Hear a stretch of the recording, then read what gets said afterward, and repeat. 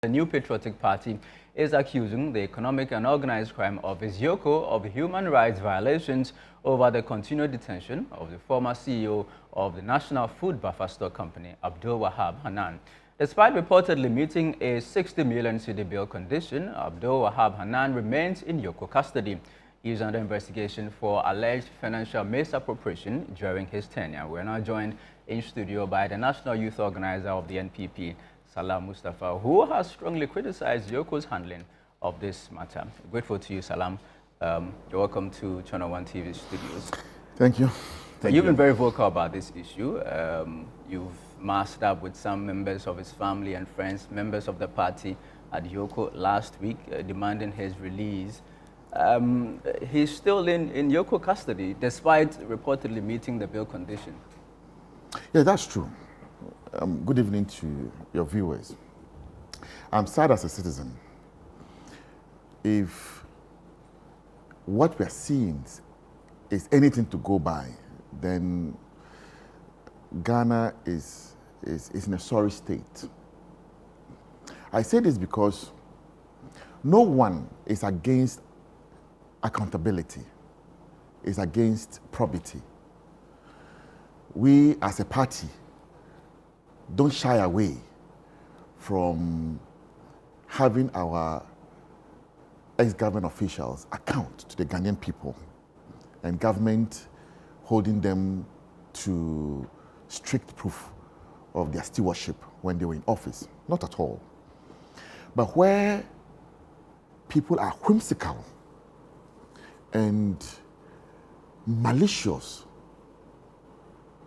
it begs to differ that what is being done is of different intent. And that's exactly what we are seeing. Alhaji Hanan Abdul Wahab was picked up sometime dawn of Wednesday. June 25. Yes. And as we speak, he's still in custody.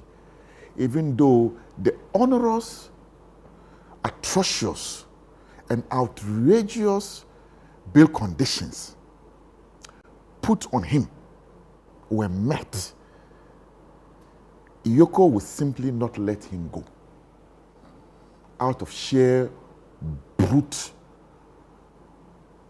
force. So it is persecution and not prosecution. Hanan is being persecuted because EOCO is not a court of law. We have a judicial system in this country. And Ghana is a democratic state and subject to the tenets of democracy, rule of law. What we are seeing begs to differ, that this is the rule of man. Because whimsical display of power is what we are seeing today. And it's sad that we are seeing that under a democratically elected government, which came in on the back of a huge goodwill and massive electoral victory with lofty promises to better the lot of the Ghanaian people. If Hanan has done something wrong, put him before a court of law and let him have his day. You posted on social media, yes. EOCO, enough is enough. Yes. We are coming. What is that supposed to mean? Oh, we will go to EOCO tomorrow. I was there earlier this evening with some family and friends. Tomorrow we are going there together with some MPs, party sympathizers, executives who come, will all go to EOCO and ask why. Why? Why is he still being kept in detention when the conditions that you put on him have been met? Look, the valuation report that we have far exceeds the onerous bail conditions that were put, the 60 million, the sureties that we have put is more than it. The why is it evaluation being report kept? was supposed to have been ready yesterday. Everything is ready. Yesterday, when we finished everything and we're calling Raymond Archer, his deputies, whoever is involved in this case to come and just go through and grant the young man bail to go home, none of them will pick their phone calls. So he's been left there as punishment for exactly what we don't know. That's why I'm saying that if he has done something wrong, take him to court. The constitution of this country makes it very clear that bail cannot be used as punishment. Therefore, what EOCO is doing contravenes the constitution of the Republic of Ghana. And if you're minded, Article 296 of the 1992 Constitution also says that in the exercise of power, we should not be whimsical and arbitrary. But this is a clear case of arbitrariness, whimsical display of power, which the Constitution frowns upon. So between what EOCO is doing and what purportedly Hanan has done, who is being lawless and garrulous here, is EOCO. Do you feel you're fighting this battle? Do you have the backing of the institution of the NPP? I'm talking about absolutely. the MPs. Because absolutely. I talk to MPs every day. His legal team, let me say this. Yeah. His legal team have been very magnanimous in asking us not to mobilize. Okay. In fact, we have told them that we are defying you. We are defying you. We will go and show huge solidarity with our brother. Hanan is in my youth wing. Hanan is a young man. So if we have listened to the legal counsel for him over this period, and the lawyers have worked tirelessly, I've worked with them, running around Accra and other places, trying to put together, the conditions and so on and so forth. Almost 2 weeks now. If we have met it, I don't know whether they have turned EOCO into a brothel or a hotel now that they want to keep people for absolute no reason. I just don't understand. What is it with Hanan that X the state so badly that they must keep you in detention all this while? And I feel sad as a Ghanaian that a citizen can be treated in such a disdainful manner like we are seeing Hanan being treated. Does it bother you that an MPP person? EOCO has said nothing? I remember in the Wuntumi case, the Deputy Attorney General came out with some sort of explanation, the reasons why he had been picked up. We've not seen anything of the sort in Hanan's case. No, they are doing it with absolute disregard and disrespect to everybody, his family, everybody. Hanan's own liberties and rights and freedoms. Like, the disrespect is outstanding, is astounding. And I stretch my imagination to understand why. Is it because he shares a wall with His Excellency the President, so national security doesn't want him in any parameter near the President? If that is so, come and talk to the young man that we think that your closeness to the residence of the President is a bit problematic, so we would want you to move away a little bit. Common sense. Negotiate with the person.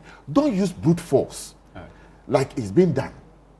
And he's a human being who would understand that for national security considerations, if they don't want me near the President, I would move away.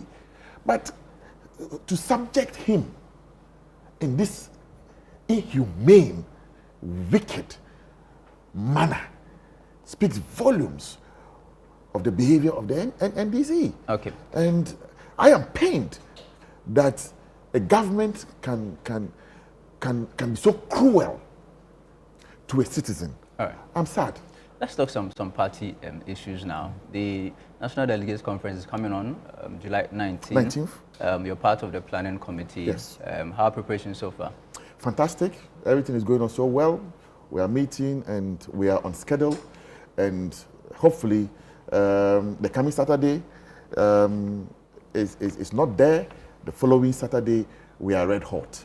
And I'm sure from my checks with the regions, everybody's eager to come for us to get conference done, which sets in motion the reorganization processes of the party. So everybody is eager to have conference done, which puts the party back in stead of reorganization for us to prepare ourselves for the next election in 2028. So far, the planning has gone very well, and I am sure by the time delegates begin to arrive, and by the time the program will kick off, Saturday 19th morning, everybody would have seen that indeed a lot of work was done behind the scenes. So we are working around the clock, even though not easy to host about 6,000 people, delegates, and thousands of other party supporters who will come genuinely to support. It's not easy, but we are up to the task. So North rerun in some 19 polling stations. Yes. You've kicked against it. Yes. Has the party made any decision yet whether to participate or not? We have filed an interlocutory injunction in court. It cannot be. The EC doesn't have power sole moto to decide that it will rerun elections in selected polling stations. If we allow this to go, it sets a dangerous precedent in our electoral system, that when a party realizes that it is losing elections, it can come and destroy everything and then press for rerun of polling stations that you feel, and choose. But we cannot accept it. This is not democracy. The EC should go to court, okay, and get the court to order a rerun. But you cannot sit in your office sole moto and decide that you are going to run elections in 19 polling stations, when in all communications the EC maintained that collation was incomplete and that 3 polling stations were outstanding to complete collation. So at what point did collation end and the EC realized that there was a problem with collation and ordering not the 3? Yeah, because that's the 19. Information Dr. Bosman gave Parliament when he was there. That yes, Dr. Bosman was very clear, unambiguous in his communication, that 3 polling stations were outstanding to complete collation. Complete collation. It stands to tell you that collation is incomplete. It's only when you complete collation that you can, now challenge the results. But there's nothing like that. The EC all of a sudden does a somersault of its position and says that it is going to conduct elections in 19 polling stations, on whose orders we do not know, on whose authority we do not know. And we say, no, we will not accept that. All right. It cannot happen. Thank you very much, Salam. Thank you. Salam Mustafa is the national youth organizer of the New Patriotic Party. Grateful to you for coming. This is still the Channel One newsroom on Channel